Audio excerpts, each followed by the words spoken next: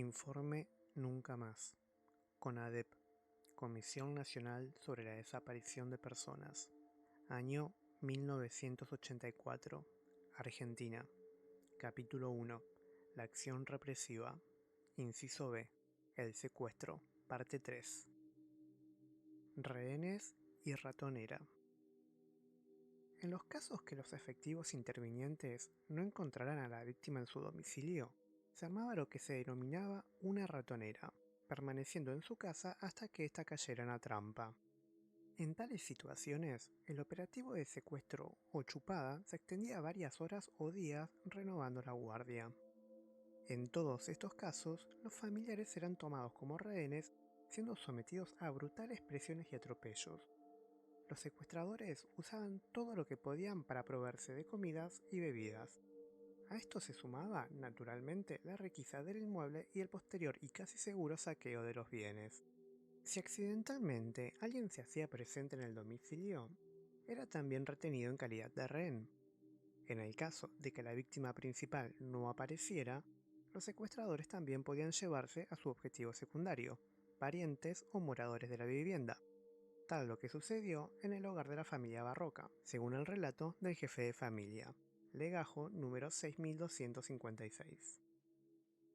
El viernes 15 de julio de 1977, a las 22:15 horas, encontrándonos en nuestra casa mi esposa, mi hija Mirta Viviana y yo, escuchamos que desde afuera nos decían con un megáfono que sabían que yo era suboficial de la Armada y que debíamos salir con los brazos en alto ya que habían dinamitado la casa en su frente. Así lo hicimos, viendo que los delincuentes vestían de civil. Eran 8 y estaban fuertemente armados con armas automáticas, típicas de las fuerzas paramilitares. Luego, dentro de la casa, se dieron a la tarea de un interrogatorio exhaustivo sobre las actividades de la familia. Mi otra hija, Graciela Mabel, regresó a nuestra casa a las 23 horas, procedente de la casa de una compañera donde había ido a estudiar, ya que al día siguiente tenía un examen en la Facultad de Ciencias Exactas. La detuvieron en el pasillo de la casa y no sabemos qué hicieron con ella, ya que mi otra hija era interrogada con los ojos vendados en el comedor y mi esposa, con los ojos también vendados, estaba en el dormitorio. A la 1 de la mañana del sábado 16 de julio de 1977, antes de dar por concluido el operativo, el que parecía oficial de segundo jefe me manifestó que se llevaban a Graciela para ser interrogada por un capitán, que no le habían encontrado nada, pero que había pertenecido a la JUP, Juventud Universitaria Peronista, y que nosotros sabíamos lo que eso significaba. También se nos indicó que rogáramos para que Graciela no tuviese nada, y que si así era, sería liberada a los 5 o 6 días.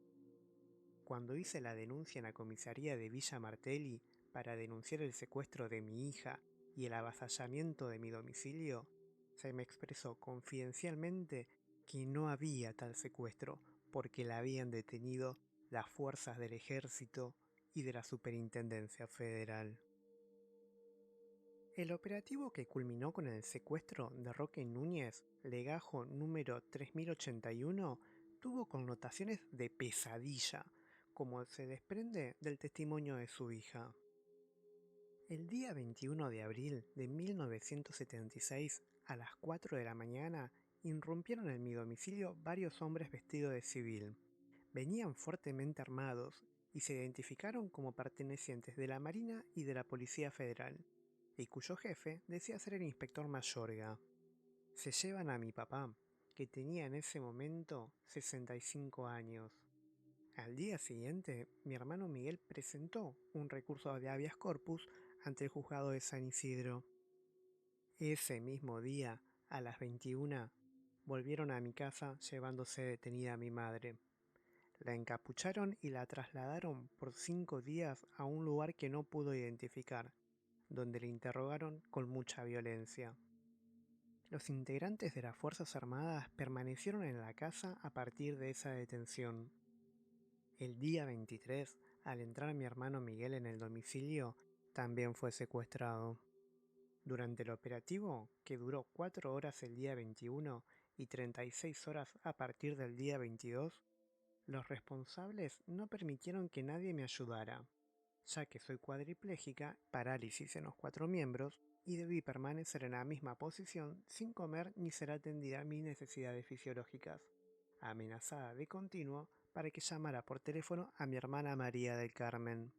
En esas circunstancias, cayó el teléfono al suelo, siendo cambiado por otro aparato que aún está en mi domicilio. Al retirarse, los responsables de esta operación se llevaron un auto Ford Falcon que yo había adquirido. Mi madre fue puesta en libertad con los ojos vendados a 2 cuadras de mi casa. Mi padre y mi hermano permanecen desaparecidos. Posteriormente, fue informada de que mi hermana María del Carmen Núñez, su esposo Jorge Erizazo y un hermano de este, Miguel Francisco Erizazo, fueron secuestrados y su departamento saqueado.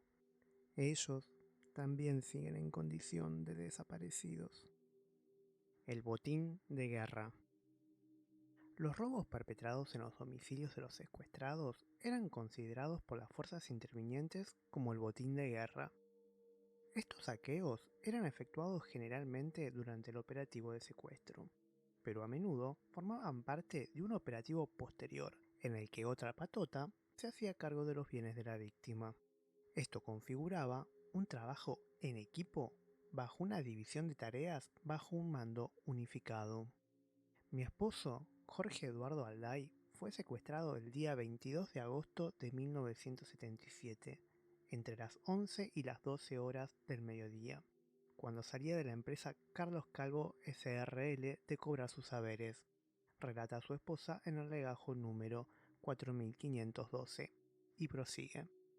Fue un grupo de personas civiles fuertemente armadas que después de golpearlo y desmayarlo, lo introdujeron en un auto particular sin patente, partiendo con un rumbo desconocido.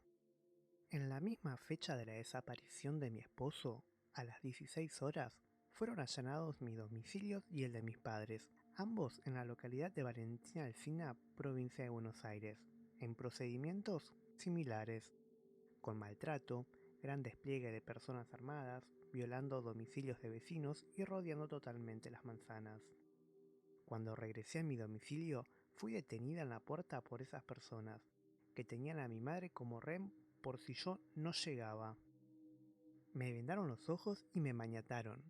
Fui trasladada a un lugar que no puedo precisar, donde me sometieron a todo tipo de tormentos, físicos y morales, a la par de que me hacían interrogatorios incoherentes.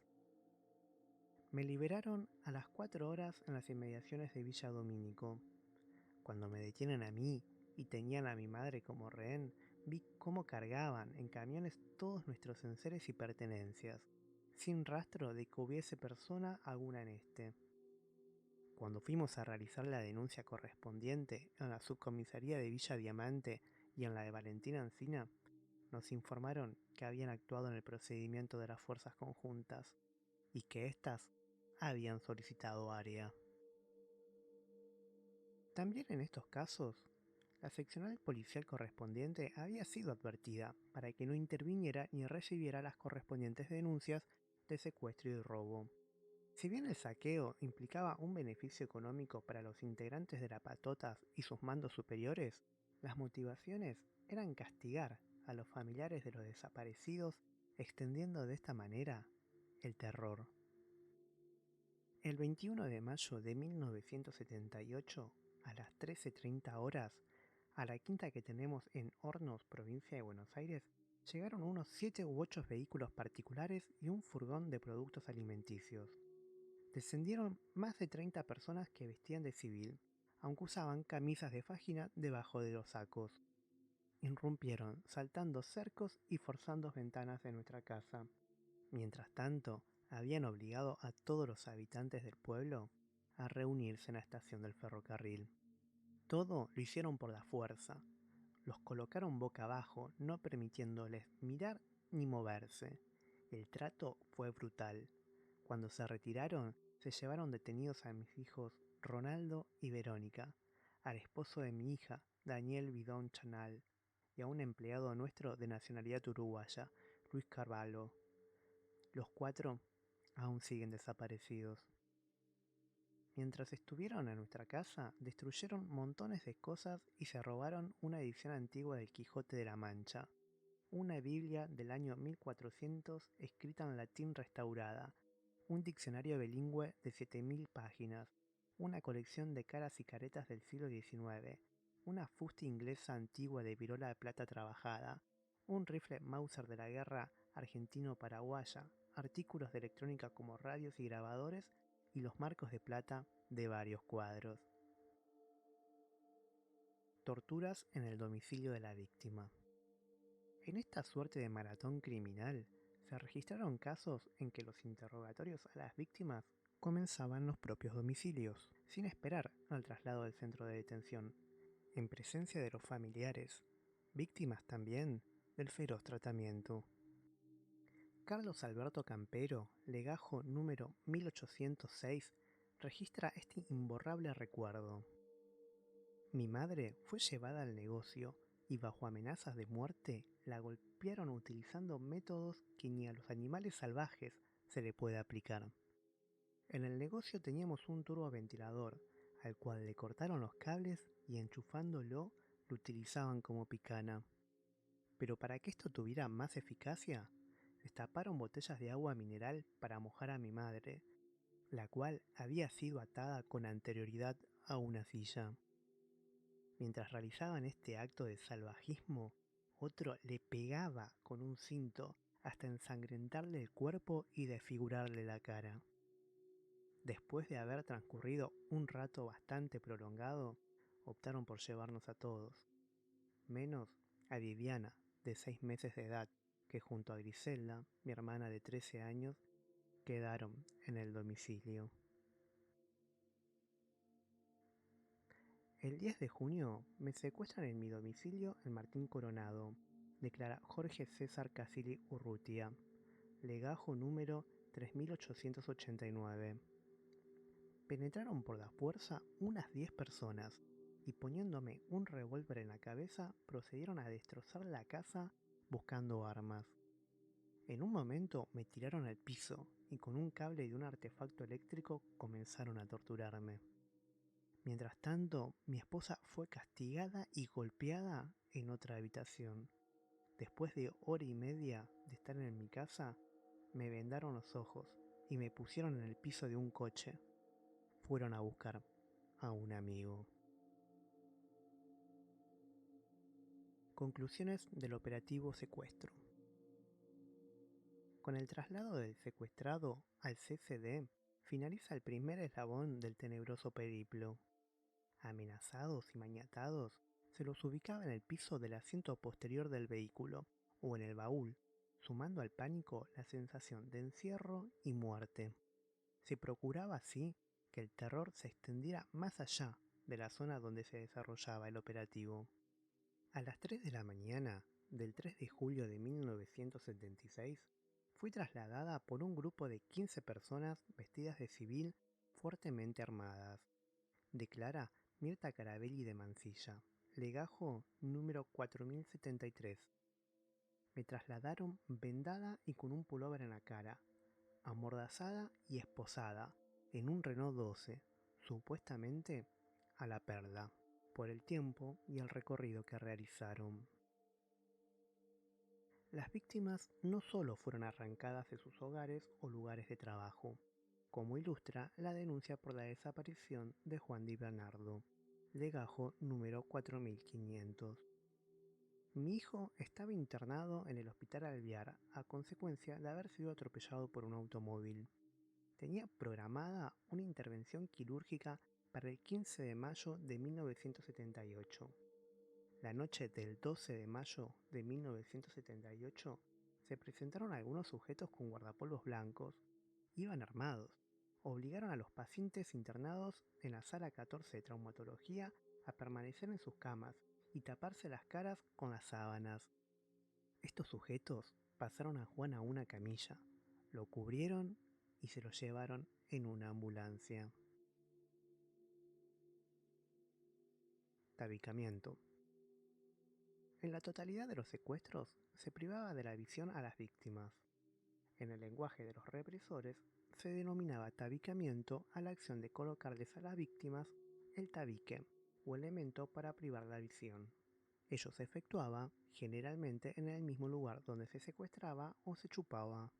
Los elementos empleados a tal fin eran vendas o trapos que los propios captores traían consigo o prendas de vestir de las víctimas, tales como camisas, pulóveres, camperas, sábanas, toallas, etc. Estaba yo trabajando en la empresa Pavón Sociedad Anónima de Rosario, provincia de Santa Fe, declara Marcelo Daniel Vilches, legajo número 7001, cuando mi jefe, el señor Miguel Paván, me llamó a su oficina. Me dirigí ahí, donde estaban dos personas vestidas de civil que se identificaron como de la policía. Me tomaron por el cuello y me sacaron afuera, donde había un tercer hombre. Me amenazaron de muerte y me introdujeron en un Renault 12 Brick. Dentro del automóvil me agacharon la cabeza y me taparon con un pullover. De allí me llevaron a jefatura, donde, entre gritos y golpes, me sacaron el pullover y me pusieron una venda en los ojos. Con el posterior ingreso de las víctimas a los centros clandestinos de detención, se abría la etapa decisiva en el proceso de su desaparición.